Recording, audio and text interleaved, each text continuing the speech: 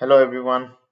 States of matter chapter का third session है ये, और इस सेशन में हम बात करेंगे क्वेश्चन और आंसर्स की। क्वेश्चन आंसर्स हम यहाँ पर बात करने वाले हैं 11th क्लास की सब्जेक्टिव एग्जाम्स, आपके टर्म 2 एग्जाम्स के लिए इंपॉर्टेंट रहेंगे। कुछ एमसीक्यूज भी इंक्लूड किए हैं, जेई नीट की एग्जाम्स के लिए भी इंपॉर्टेंट होगा ये पर्टिकुलर सेशन। चलिए, सबसे पहले क्वेश्चन की हम बात करेंगे। यहाँ पर क्वेश्चन है, draw the graph between pressure and volume of gas at constant temperature. देखिए, सबसे पहली चीज आप ध्यान दें कि अगर आपने फर्स्ट पार्ट और सेकंड पार्ट देख लिया है स्टेट्स ऑफ मैटर का, तभी क्वेश्चंस को अटेम्प्ट कीजिएगा। Otherwise first you go to first video and second video, पहले उसको देखिए और उसके बाद में ये क्वेश्चंस आप अटेम्प्ट कीजिएगा। राइट, पूरा थ्योरी हमने कवर किया हुआ है फर्स्ट सेशन और सेकंड सेशन में। तो आपसे यहाँ पर बात की जा रही है कि गैस कौन सी कंडीशन पर है, कांस्टेंट टेम्परेचर पर है। एट कांस्टेंट टेम्परेचर हमने बात की थी कि कांस्टेंट टेम्परेचर पर क्या हुआ करता है, pressure of gas is inversely proportional to volume. Right, इसके सॉल्यूशन में सबसे पहले आप ये चीज लिखेंगे कि कांस्टेंट टेम्परेचर पर प्रेशर वॉल्यूम के इनवर्सली प्रोपोर्शनल है। इसको हमने कौन सा लॉ बोला था, इसको हमने बॉयल्स लॉ बोला था। एक चीज दूसरी चीज के इनवर्सली प्रोपोर्शनल है, इट मींस ग्राफ जो आएगा प्रेशर और वॉल्यूम के बीच में वो कुछ इस तरह से आएगा। इनवर्स रिलेशन में कुछ इस तरह से कर्व बनता है। इस कर्व का नाम है रेक्टेंगुलर हाइपरबोला। रेक्टेंगुलर हाइपरबोला, ठीक है, इस ग्राफ का नाम है ये। तो इस तरह से कर्व आ जाएगा। अच्छा, कांस्टेंट टेम्परेचर पर बनाया हुआ कर्व है तो इसलिए हम इसको आइसोथर्म भी बोलते हैं। This is also known as isotherm. Constant temperature वाली प्रोसेस को हम क्या बोलते हैं, तो it is known as isothermal process. ठीक है, तो इस तरह से ग्राफ बनेगा प्रेशर और वॉल्यूम के बीच में। इनवर्सली प्रोपोर्शनल का रिलेशन है, दैट्स व्हाई कर्व आया। डायरेक्टली प्रोपोर्शनल का रिलेशन होता तो स्ट्रेट लाइन आता। Right, clear. अगले क्वेश्चन की तरफ चलते हैं। नेक्स्ट क्वेश्चन है, if the temperature of 10 ml gas is increased from 27 degree celsius to 127 degree celsius at constant pressure.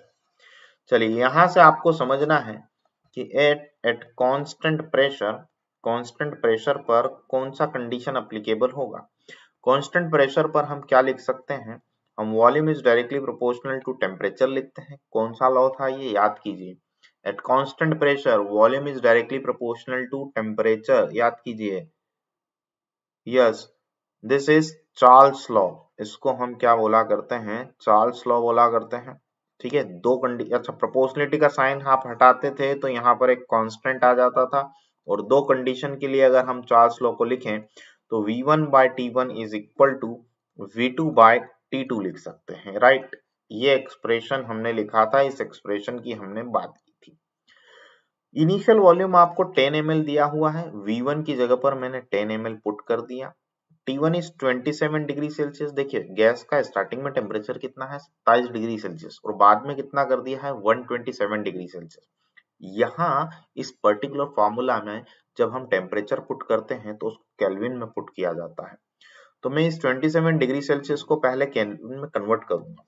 27 degree Celsius को केल्विन में कैसे कन्वर्ट किया जाएगा, 273 ऐड करके। 273 ऐड कर देंगे, कितना हो जाएगा ये, 300 केल्विन हो जाएगा। तो देखिए, T1 का वैल्यू कितना आ गया, 300 केल्विन। T2 की बात कर लेते हैं, T2 कितना है, 127 डिग्री सेल्सियस। केल्विन में कन्वर्ट करने के लिए 273 ऐड कर देंगे, कितना हो जाएगा ये देखिए, ये 400 केल्विन हो जाएगा। वैल्यू पुट करें अब, T1 की जगह पर आपने पुट किया 300 केल्विन, V2 का वैल्यू हमें कैलकुलेट करना है, and T2 is 400 kelvin. Cross multiply करेंगे, V2 will be equal to 400 into 10 divided by 300. This will become 40 by 3 ml. ये आपका आंसर आ गया। तो पहले वॉल्यूम कितना था, 10 ml था। 127 डिग्री सेल्सियस जब कर देंगे तो वॉल्यूम कितना हो जाएगा, 40/3 ml हो जाएगा। कैसे कैलकुलेट किया? चार्ल्स लॉ के अकॉर्डिंग। क्यों चार्ल्स लॉ लगाया? कांस्टेंट प्रेशर का कंडीशन यहाँ पर दिया हुआ था और हम टेम्परेचर बढ़ा रहे थे, तो कांस्टेंट प्रेशर पर टेम्परेचर बढ़ाएंगे तो वॉल्यूम भी क्या होगा? बढ़ेगा, इंक्रीज होगा। क्लियर? अगले क्वेश्चन की बात करेंगे। अगला क्वेश्चन देखिए, एमसीक्यू है। Equal masses of H2, O2 and methane. Video को पॉज कर दीजिए थोड़ी देर के लिए, क्वेश्चन को रीड कीजिए, खुद से अटेम्प्ट कीजिए, नहीं आता है देन वीडियो को प्ले कीजिए और देखिए सॉल्यूशन क्या है। 3 गैसेस आपको दी है, हाइड्रोजन, ऑक्सीजन और मीथेन। अगर हम मास की बात करें, गिवन मास की बात करें, तीनों का मास क्या है? इक्वल है। एक्स मान लें, एक्स मान लिया हमने मास। मोल्स कितने हो जाएंगे? मोल्स की बात कर लेते हैं, x/2। नंबर ऑफ मोल्स का फॉर्मूला क्या हुआ करता है? Given mass divided by molar mass. तो H2 का मोलर मास कितना है? 2। H का नहीं पूछ रहे हैं हम, H2 का पूछ रहे हैं, तो 2 हो जाएगा। ध्यान रखिएगा, यहाँ गलतियां करते हैं हम, H2 के मास की जगह पर 1 पुट कर देते हैं, वो गलत हो जाता है। H2 है, its molar mass will be 2. Similarly, moles of oxygen will be x/32 and moles of CH4 will be x/16, right? Identical conditions में दिया हुआ है, आइडेंटिकल कंडीशंस में दिया हुआ है, तो हमने एक लॉ पढ़ा था, एवोगैड्रोस लॉ। एवोगैड्रोस लॉ आपको स्टेट्स ऑफ मैटर के फर्स्ट पार्ट में मिलेगा। एवोगैड्रोस लॉ में हमने पढ़ा था, volume is directly proportional to n, or we can say V1 by V2 is equal to N1 by N2। जो रेशियो मोल का रहेगा वही रेशियो वॉल्यूम का रहेगा। तो मोल्स का रेशियो ये आया है, सिमिलरली वॉल्यूम का रेशियो भी इसी टाइप से आ जाएगा। ये मोल्स का रेशियो है, वॉल्यूम का रेशियो भी क्या हो जाएगा? x/2, x/32 और x/16। सिंप्लीफाई करते हैं, x सारी जगह से कैंसल आउट हो जाएगा, क्या आ गया?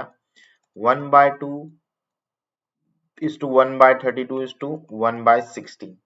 ऐसा कोई ऑप्शन आपको नजर नहीं आ रहा है ऑप्शंस पे, राइट? सो आप क्या करेंगे? आप इसे सिंप्लीफाई करेंगे, जो भी सबसे बड़ा डिनोमिनेटर है उससे क्या कर दीजिए? तीनों नंबर्स को मल्टीप्लाई कर दीजिए। 32 से अगर हम तीनों नंबर्स को मल्टीप्लाई करते हैं तो देखिए 1/2 मल्टीप्लाइड बाय 32 कितना हो जाएगा? 16 आ जाएगा। 1/32 इंटू 32 करेंगे, कितना हो जाएगा? 1 आ जाएगा। और 1/16, ये जो लास्ट वाला नंबर है, 1/16 को 32 से मल्टीप्लाई करेंगे, कितना आ जाएगा? 2 आ जाएगा। So the required ratio will be 16:1:2. It means correct answer will be option 3। देखिए वही कंसेप्ट है जो कंसेप्ट हमने एवोगैड्रो लॉ में पढ़ा था, एमसीक्यू बन करके आया। ये क्वेश्चन नीट में पूछा गया है, नीट की एग्जाम में पूछा गया है, ठीक है। सिमिलर क्वेश्चन सब्जेक्टिव क्वेश्चन बनके भी आपकी एग्जाम में आ सकता है। सिमिलर वे में हम सॉल्व करेंगे, एवोगैड्रो लॉ की हेल्प से हम इसे सॉल्व करेंगे, राइट? चलिए अगला क्वेश्चन देखेंगे। A gaseous mixture was prepared by taking equal moles। समझिएगा, इक्वल मोल्स है किस किस के? CO के और नाइट्रोजन गैस के। एक कंटेनर मान लेते हैं, कंटेनर में CO गैस है और N2 गैस है। इसके मोल्स हम मान लेते हैं N मोल। अगर CO के N मोल है तो N2 के भी कितने?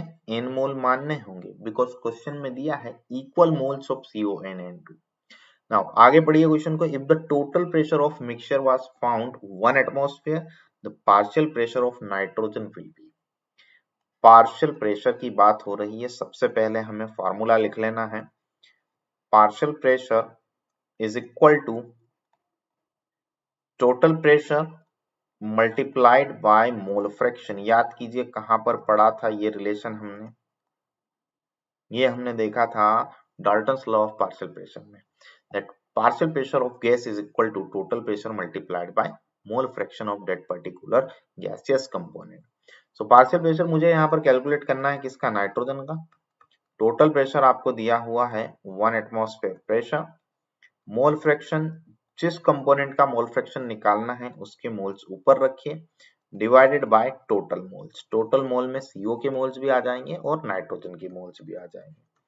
सो 1 ATM multiplied by n divided by n plus n, 2n हो जाएगा। n से n cancel, 1/2 atmosphere means 0.5 atmosphere.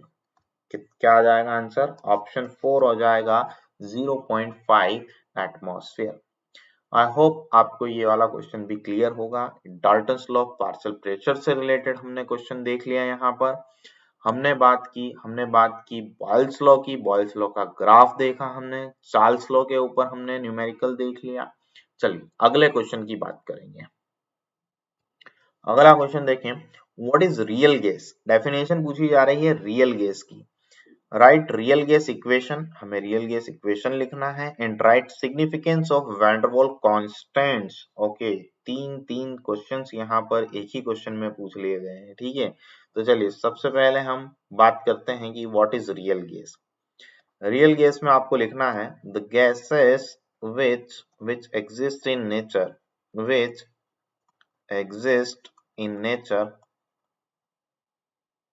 and do not follow